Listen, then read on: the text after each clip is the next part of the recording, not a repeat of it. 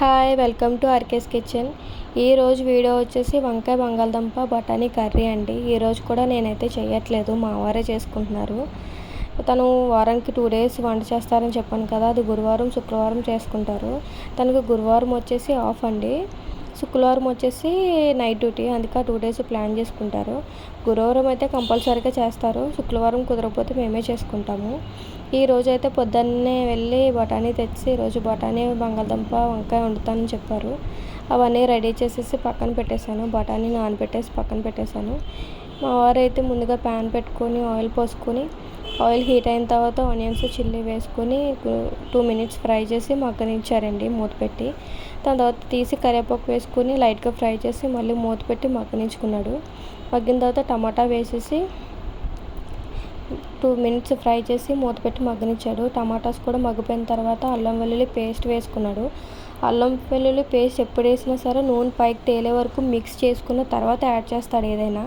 ఈరోజు కూడా అంతే, అల్లం వెల్లుల్లి పేస్ట్ వేసి నూనె పైకి తేలే వరకు మిక్స్ చేసుకుని 1/2 మినిట్ మూత పెట్టిన తర్వాత బంగాళదుంపలు యాడ్ చేసుకుని అవి 2 మినిట్స్ ఫ్రై చేసి బంగాళదుంపలు మగ్గడానికి మూత పెట్టి మగ్గనించిన తర్వాత కోసుకున్న వంకాయలు బఠానీ ఇంకా వేసుకొని 2 మినిట్స్ ఫ్రై చేసుకొని కొంచెం గరం మసాలా కొంచెం ధనియా పౌడర్ ఎప్పుడూ వేసుకుంటారు స్టార్టింగ్లోనే, అలానే వేసుకొని మళ్ళీ 2 మినిట్స్ ఫ్రై చేసి మూత పెట్టి మగ్గనించాడు.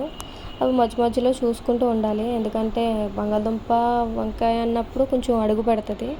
అలానే మధ్య మధ్యలో చూసుకుంటూ మగ్గనించిన తర్వాత కారం ఉప్పు వేసుకున్నాడు. తనైతే కారం మసాలాస్ ఎక్కువగానే వేసుకుంటాడు. మేము మసాలాస్ అన్ని ఇంట్లోనే ప్రిపేర్ చేసుకుంటామండి, బయట అయితే కొనము. అలానే కారం వేసుకున్నాడు, తగినంత కారం తగినంత ఉప్పు వేసుకొని లైట్గా 2 మినిట్స్ ఫ్రై చేసుకుని తనైతే నీళ్ళు అనేది చాలా తక్కువ పోసుకుంటాడు.